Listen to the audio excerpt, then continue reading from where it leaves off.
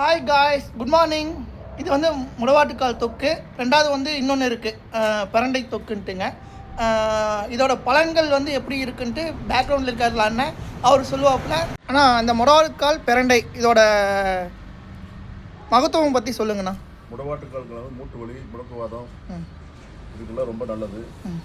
பிரண்டை வந்து குழந்தைகளுக்கு நல்லா பசி தூண்டும், எலும்புக்கு நல்லது.